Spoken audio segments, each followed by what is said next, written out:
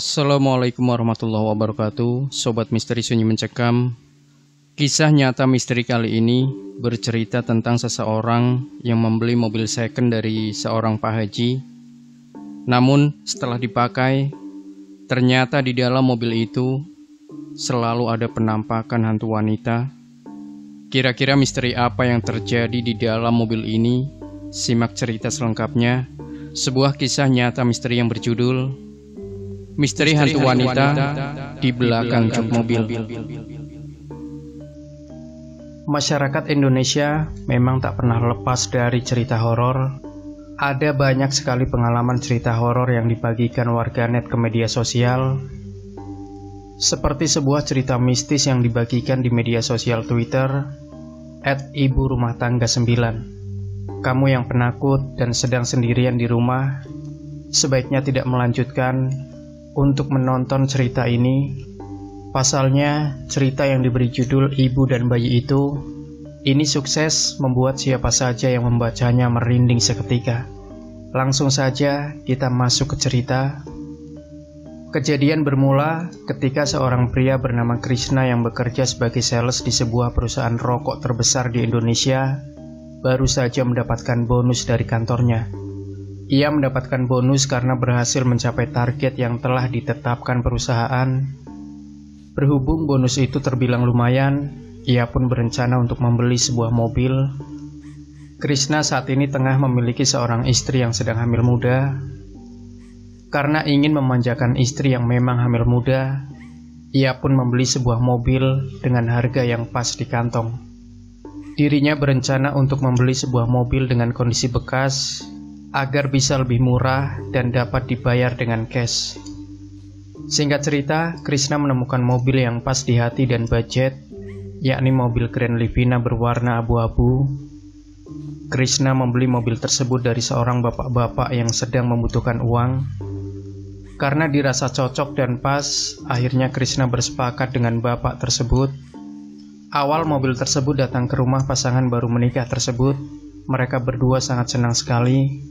Mereka jadi bisa leluasa pergi kemana saja dengan mobil sendiri tanpa memakai mobil kantor. Namun baru beberapa hari di rumah, mobil si Abu Monyet, panggilan kedua pasangan itu, selalu tercium bau amis. Ya, bau amis darah. Mereka selalu mencoba mencari-cari di sela-sela mobil untuk mengetahui sumber dari bau amis tersebut. Yang dilakukan justru ada binatang yang mati dan mengeluarkan darah. Tapi semua itu tak membuahkan hasil karena tak ada satupun binatang mati di sela-sela mobil. Bau amis darah itu semakin menyengat ketika sore menjelang malam hari. Krishna pun sering membawa si Abu Monyet ke tempat cuci mobil dan diminta untuk diberikan pewangi yang lebih banyak. Namun tetap saja bau amis itu masih tercium ketika sudah sampai di rumah. Selain itu, jika mereka sedang mengendarai mobil di malam hari, selalu saja terdengar suara tangisan bayi, meski suaranya samar-samar. Meski tak begitu jelas, suara tangisan bayi itu cukup mengganggu mereka. Hingga akhirnya, Krishna berencana membawa mobil itu ke paranormal atau ke orang yang tahu menyelesaikan permasalahan mobil itu.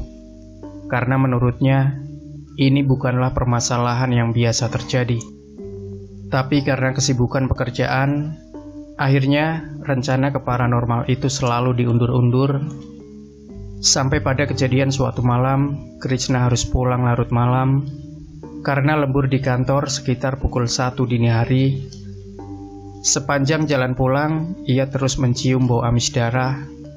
Ketika jarak sampai ke rumah tinggal 3 km lagi, entah mengapa bulu kuduk Krishna terasa tegang. Sambil menyetir, Krishna membaca doa terus-menerus. Namun suara tangisan bayi itu muncul lagi. Terdengar lebih jelas dan keras dari sebelumnya. Dan akhirnya ia pun mulai curiga ada yang tak beres. Karena merasa ada yang tak beres, ia terus mengecek kaca spion untuk memastikan keadaan. Ketika ketiga kalinya Krishna melihat ke kaca spion, ada sosok wanita sedang menggendong bayi di jok belakang mobilnya. Ia sempat bertatap-tatapan sesaat, hingga akhirnya Krishna harus menginjak rem mobilnya dengan mendadak. Sontak Krishna langsung keluar dari dalam mobil, tapi karena waktu masih tengah malam, di luar pun sangat sepi sekali, hampir tak ada orang. Berkali-kali Krishna membaca doa dengan apa yang ia lihat. Dan ketika ia lihat lagi dari luar, di jok belakang mobil kosong alias tak ada siapa-siapa. Meski jarak rumah sudah semakin dekat, tetap saja ia bingung harus melanjutkan dengan mengenakan mobil tersebut atau tidak. Setelah menenangkan diri sejenak, Krishna akhirnya memutuskan pulang dengan mengendarai mobil. Sebelum masuk tak lupa ia membaca ayat kursi terlebih dahulu. Ketika memasuki mobil, Krishna melirik sekitar dalam mobil untuk memastikan tak ada siapa-siapa di belakang jok mobil. Dan memang kosong. Saat beberapa meter melaju, sosok perempuan pucat yang menggendong bayi itu muncul lagi di belakang Krishna. Bau amis bahkan semakin menyengat dari yang biasanya. Sontak, ia langsung membaca ayat kursi dengan diteriakan. Karena Krishna baru pertama kali melihat makhluk tak kasat mata, ia menyetir sambil gemetar dan hampir menangis. Keringat panas dingin keluar di sekujur tubuhnya. Dengan kekuatan gas yang luar biasa, ia langsung memarkirkan mobil tersebut di depan rumahnya tanpa dimasukkan ke garasi. Sesampai di dalam rumah, keringat dingin terus mengucur di tubuhnya. Ia mencoba langsung tidur, tapi tak bisa karena terus dibayangi hantu gentayangan itu. Keesokan harinya, Krishna langsung demam tinggi. Sehingga istrinya pun bingung ketika suaminya harus pulang dengan buru-buru dan memarkirkan mobil dengan sembarangan. Krishna tak berani cerita karena istrinya yang sedang hamil muda. Ia takut jika istrinya nanti kepikiran, sehingga Krishna beralasan ingin tidur lebih cepat karena ngantuk semalam itu. Setelah sembuh beberapa hari sakit, Krishna masih trauma untuk menaiki si abu monyet. Karena bau amis masih terasa, ia memutuskan untuk membawanya ke kiai yang bisa mencari solusi permasalahan itu. Krishna ditemani temannya untuk pergi ke kediaman Pak Kiai pada sore hari. Tapi sosok hantu gentayangan itu muncul dengan tiba-tiba di belakang jok. Karena kaget, Krishna akhirnya tak bisa mengendalikan mobil tersebut dan akhirnya kecelakaan masuk ke dalam jurang. Meski begitu, keduanya masih bisa selamat dan hanya mengalami luka lecet di tangan. Krishna segera meminta bantuan saudaranya untuk menginformasikan kondisinya itu. Tak begitu lama, banyak warga yang melintas menolong Krishna dan temannya untuk ditenangkan. Menurut warga sekitar, tempat itu memang sering terjadi kecelakaan tunggal dan Krishna adalah salah satunya. Entah karena apa, tapi Krishna tidak cerita bahwa ia kecelakaan karena melihat penampakan di jok belakang mobilnya. Kemudian mobil derek datang dan membawa mobilnya. Krishna pun dijemput oleh saudaranya, dan selama di mobil, saudara membahas kenapa ia bisa kecelakaan di sana. Dirinya juga tanya temannya apa dia melihat sosok penampakan di jok belakang mobil, tapi katanya dia tidak melihatnya. Malah dia heran kenapa Krishna tiba-tiba kaget dan banting setir. Krishna pun jadi heran mengapa hanya dirinya saja yang bisa melihat penampakan wanita itu. Setelah ia dan temannya diobati di rumah sakit, mereka pun langsung pulang. Krishna benar-benar kepikiran dengan mobil itu, hingga akhirnya ia memutuskan untuk secepatnya bertemu dengan Kiai Muhi. Dengan menggunakan mobilnya, ia akhirnya sampai di tempat Kiai Muhi. Beliau langsung mempersilahkan masuk, dan tanpa basa-basi, Krishna pun langsung menceritakan kejadian demi kejadian yang dialami Krishna. Kiai Muhi sebetulnya ingin mengecek langsung ke mobilnya, tapi berhubung mobilnya masih di bengkel, jadi diurungkan. Kiai Muhi bilang bahwa jika ada suatu benda yang dihuni makhluk halus, maka bisa jadi sebelumnya ada kejadian yang berhubungan dengan makhluk halus tersebut. Jadi ia disarankan untuk menemui pemilik mobil ini sebelumnya. Sebelum pulang, mereka pun diberi beberapa botol air doa agar lebih tenang. Esok harinya sepulang Krishna dari kerja, ia pun langsung menemui pemilik mobil ini sebelumnya. Sebut saja namanya Pak Yahya. Dirinya mengutarakan maksud kedatangan dan menceritakan beberapa kejadian yang menimpa Krishna terkait mobil itu, dan Pak Yahya kaget. Selama beliau memakai mobil itu, beliau tidak pernah merasakan atau menemui keanehan, apalagi sampai melihat penampakan. Beliau juga tidak pernah berlaku dan berbuat sesuatu yang hal janggal terhadap mobilnya, sampai mobilnya dihuni makhluk halus tersebut. Karena tak menangkap kebohongan dari pernyataan Pak Yahya, Krishna jadi buntu. Kenapa mobil yang dibelinya ada penunggunya? Setelah ngobrol panjang lebar, akhirnya ia pun pamit, dan Pak Yahya memberikan saran kalau mobilnya harus diruat atau dibersihkan dari makhluk tak kasat mata. Seminggu setelah pertemuan dengan Pak Yahya, Krishna mendapat telepon dari orang bengkel. Katanya, karyawan bengkel di sana sering mendapati seorang wanita sedang duduk menggendong bayinya di jok belakang mobilnya. Mereka pada ketakutan dan baru sekarang ini mengalami kejadian seperti ini. Krishna pun langsung berkoordinasi dengan Pak Yahya agar proses ruat mobil ini dipercepat saja, karena ternyata makhluk ini mulai menampakkan dirinya pada siapa saja. Pak Yahya pun setuju. Beberapa hari setelah itu, mereka pun langsung datang ke bengkel, dan di sore hari, setelah bengkel tutup, mereka sudah meminta izin pada pemiliknya bahwa akan melakukan ruat pada mobil ini. Pak Yahya datang bersama seorang pria setengah baya memakai baju koko dan sorban. Beliau mengenalkan diri sebagai Pak Hadi yang akan melakukan ruatan itu. Mereka pun memulai acara ruat mobil ini. Di sana selain ada Krishna, Pak Yahya dan Pak Hadi, ada juga pemilik bengkel dan beberapa karyawannya. Mobil ini dimandikan dengan air yang katanya sudah didoakan. Semua bagian mobil, baik dalam dan luar, dipercikan air, dan Pak Hadi berdoa di dalam mobil. Ketika Pak Hadi sedang berdoa di dalam mobil, ada salah satu karyawan bengkel yang kesurupan. Dia langsung terjatuh begitu saja dan tiba-tiba berteriak, "Jangan usir kami! Jangan usir kami!" Sontak orang-orang yang ada di sana semuanya kaget dan takut. Pak Hadi langsung keluar dari mobil dan langsung memegang ubun-ubun orang yang kesurupan tadi. Beliau langsung bertanya, "Ini siapa?" "Saya Reni." "Kamu yang ada di dalam mobil ini?" "Iya," katanya sambil menangis. "Kenapa kamu tinggal di mobil?" "Karena saya meninggal di sana bersama bayi saya," jawabnya. "Kamu meninggal kenapa?" Doni.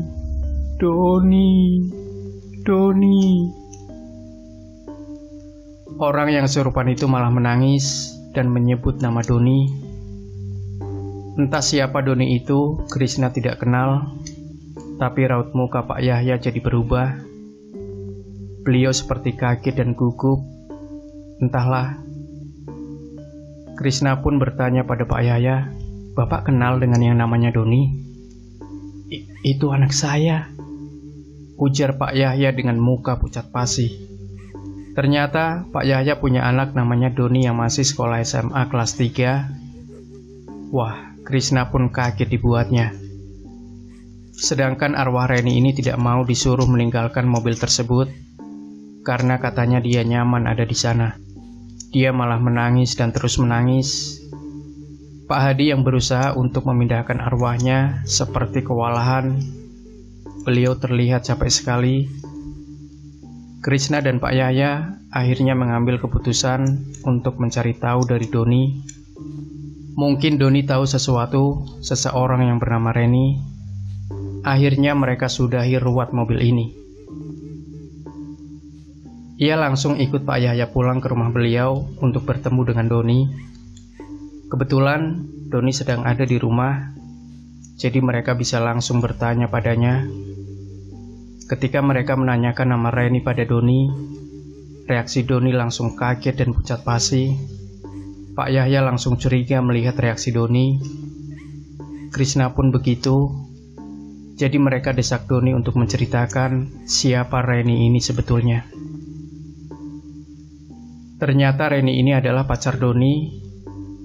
Mereka sudah berpacaran cukup lama, dan gaya berpacaran mereka bukan hanya sekedar pacaran biasa.